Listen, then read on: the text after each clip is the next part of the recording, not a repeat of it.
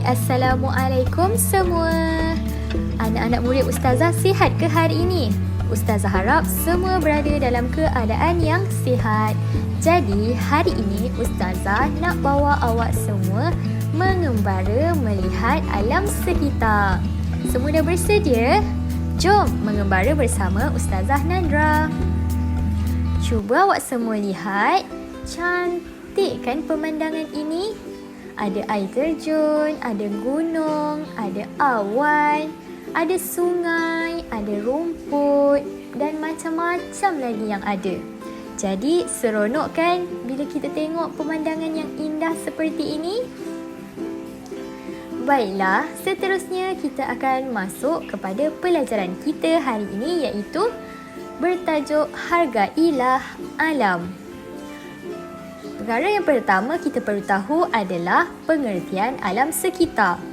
Alam sekitar ialah semua sumber alam ciptaan Allah Subhanahu Wa Taala seperti sungai, lautan, tumbuh-tumbuhan, udara dan sebagainya. Semua sumber alam ini perlu dipelihara supaya keharmonian hidup manusia sentiasa terpelihara.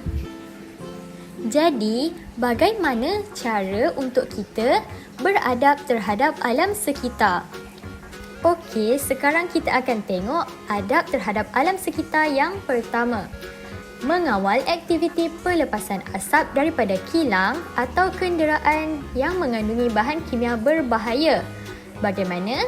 Dengan menggunakan alat kawalan pencemaran udara. Usaha ini adalah bagi memastikan udara kita sentiasa berada dalam keadaan yang sihat dan segar. Kita tengok pula adab terhadap alam sekitar yang kedua. Menguruskan aktiviti pembuangan sampah, sisa toksik dan pepejal secara sistematik dan terkawal, seperti pungutan sampah dan sisa bahan kimia secara berkala.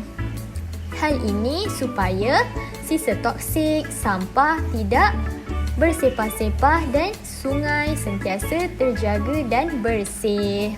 Adab yang ketiga pula adalah mengawal aktiviti penebangan pokok supaya dilakukan secara terancang dan terkawal.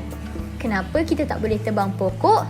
Kerana pokok memberikan oksigen dan perkara-perkara yang baik kepada manusia dan juga habitat lain. Okey, selesai 3 adab terhadap alam sekitar. Sekarang kita akan melihat kepada kepentingan adab terhadap alam sekitar.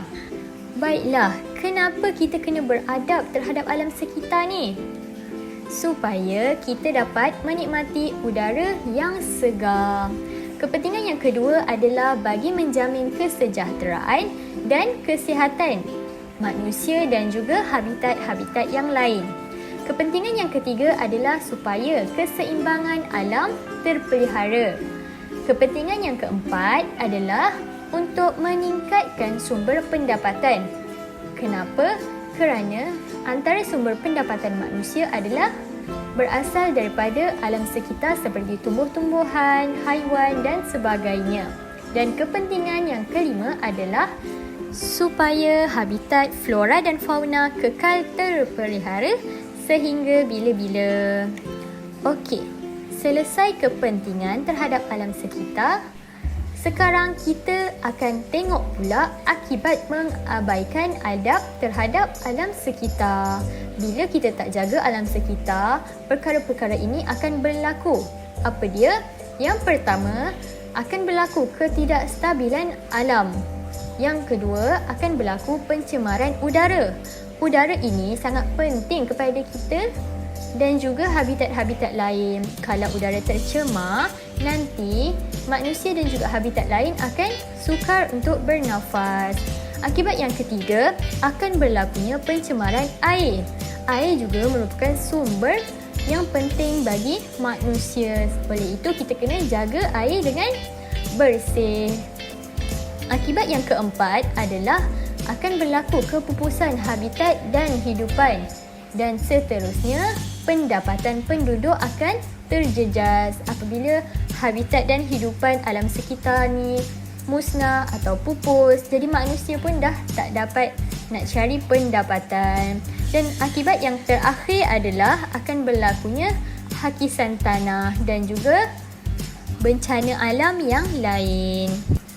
Baiklah, selesai kepada adab terhadap alam sekitar, kepentingan adab terhadap alam sekitar dan juga akibat mengabaikan adab terhadap alam sekitar. Jadi, kesimpulannya, adab terhadap alam sekitar perlu diamalkan supaya kelestarian alam terus terpelihara. Oleh itu, setiap insan bertanggungjawab untuk memelihara alam yang amat berharga. Alhamdulillah, pengembaraan kita telah sampai ke penghujungnya. Ustazah harap semua dapat input daripada pengembaraan kita pada hari ini.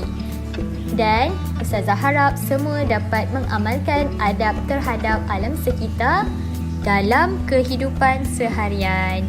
Baiklah, itu sahaja untuk kelas pendidikan Islam kita pada hari ini. Selepas ini, awak semua boleh laksanakan tugasan yang telah diberikan. Baiklah, itu sahaja. Terima kasih. Assalamualaikum semua. Hingga kita bertemu lagi.